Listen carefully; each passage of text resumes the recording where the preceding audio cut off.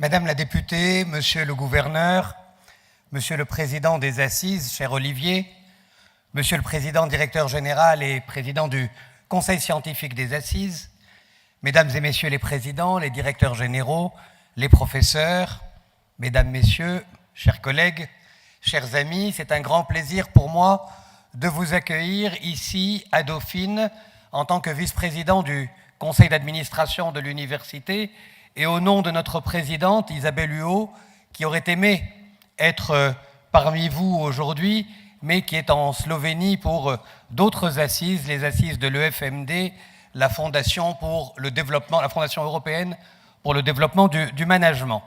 C'est donc un plaisir pour moi d'ouvrir ces 4e assises internationales de la coopération et du mutualisme, et je suis d'autant plus heureux de le faire en tant que vice-président en charge des relations institutionnelles et des relations avec les milieux socio-économiques.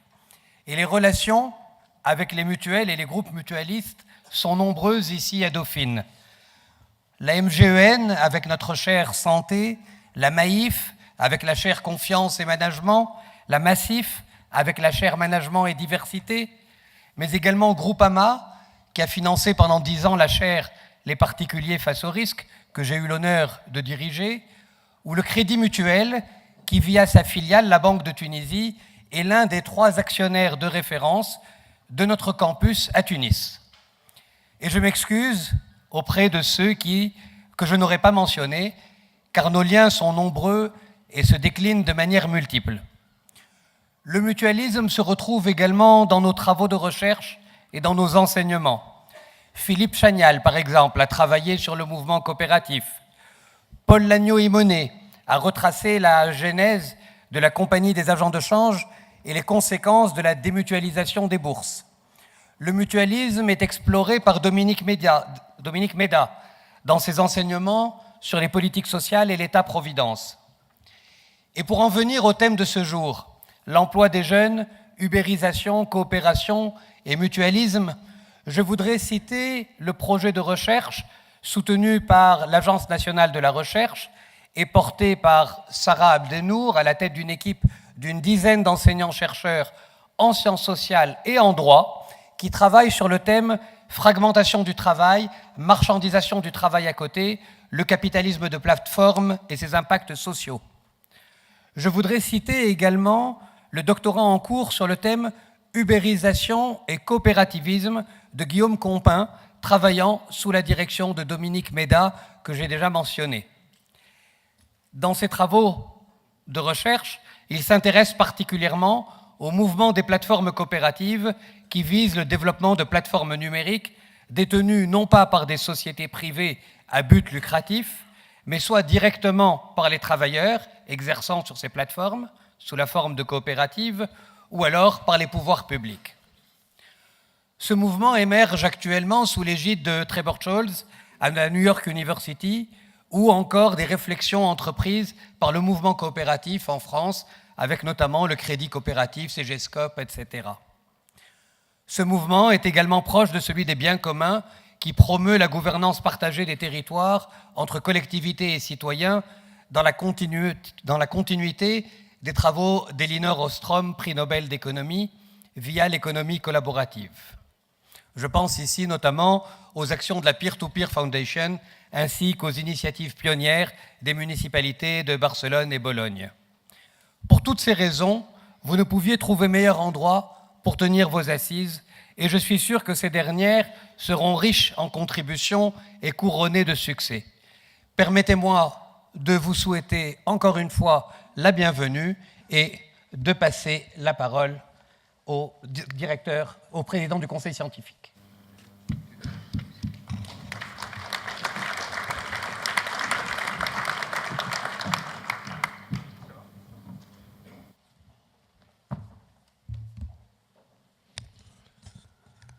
Mesdames, Messieurs, bonjour. Merci de venir assister et plus encore participer à ces 4e assises. Si je synthétise la question qui nous est posée au cours de cette journée qui se qualifie elle-même de journée de travail,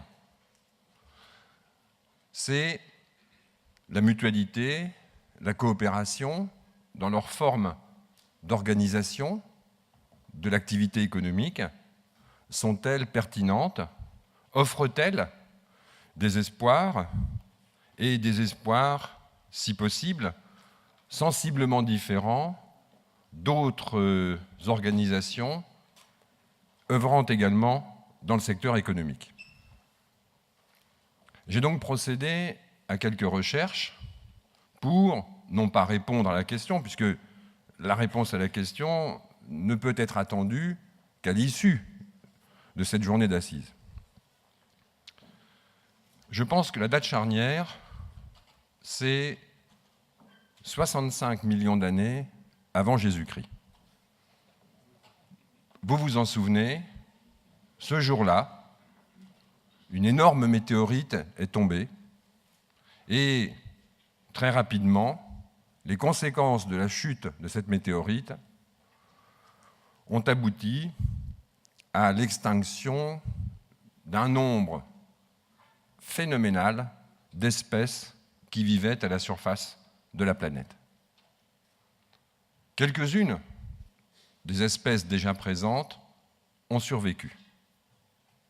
Et quelles leçons pouvons-nous tirer de cette date qui est dans toutes les mémoires, même si elle n'est pas enseignée dans nos collèges, dans nos lycées, avec la prééminence qui normalement devrait lui revenir, c'est que la diversité, la biodiversité, est une chance formidable. Or, l'organisation mutualiste, coopérative, est incontestablement une forme, des formes de biodiversité. Ce que nous rencontrons comme élément adverse, c'est finalement la paresse. Heureusement, la paresse n'est pas une caractéristique trop humaine, et le nombre d'humains qui considèrent qu'ils ne sont pas paresseux étant très largement majoritaire par rapport à ceux qui se considèrent comme paresseux, nous, mutualistes, pouvons affronter avec sérénité cet obstacle. Pourquoi la paresse? Très simplement, une tentation consiste à aller vers des notions simplifiées, communes, uniformisées. Et aujourd'hui, le modèle dominant, dans beaucoup de secteurs, dit-on, est le modèle de la société de capitaux et, si possible, la société cotée. C'est une sorte de nirvana en termes de compréhension. Mais nous sommes également l'incarnation de ce qu'il y a une place, une activité, une richesse, une créativité, en utilisant d'autres formes d'organisation, comme le sont les mutuelles et comme le sont les coopératives. Si nous voulons lutter utilement contre ce rouleau compresseur de l'uniformisation, de la simplification, de la banalisation, nous ne pouvons le faire, évidemment qu'en respectant des règles du jeu, quand il s'agit du jeu qui sont communes avec l'ensemble des acteurs du secteur concerné, mais également en ayant une action de promotion, d'explication et finalement de conviction sur la complexité finalement relative qui est celle des structures mutualistes et coopératives. Autrement dit, nous devons régulièrement nous confronter et nous battre contre cette volonté de nous enserrer dans un carcan un peu trop simple, un peu trop réducteur, pour promouvoir ce qui fait notre force et donc notre biodiversité. Je souhaite donc qu'un deuxième jour vienne s'installer dans l'histoire de nos activités. Il y a 65 millions d'années, cet événement que je rappelais. Je souhaite qu'en 2017 soit inscrit également cet événement qui fasse davantage reconnaître nos formes juridiques, nos organisations, leur diversité, leur originalité. À ce prix, à cette condition, nous serons incontestablement des unités économiques attractives. Nous serons ce que nous avons toujours été, des moyens, des outils pour changer la relation économique, pour lui donner une autre tonalité, d'autres couleurs et, disons le mot, d'autres valeurs. Ceci suppose que nous soyons résolus, ceci suppose également que nous soyons ouverts.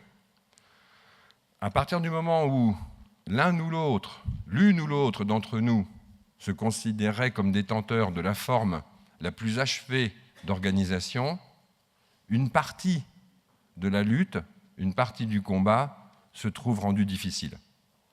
Nous sommes, je crois, mutuelles, coopératives, tout ce qui compose l'économie sociale, forts de nos diversités.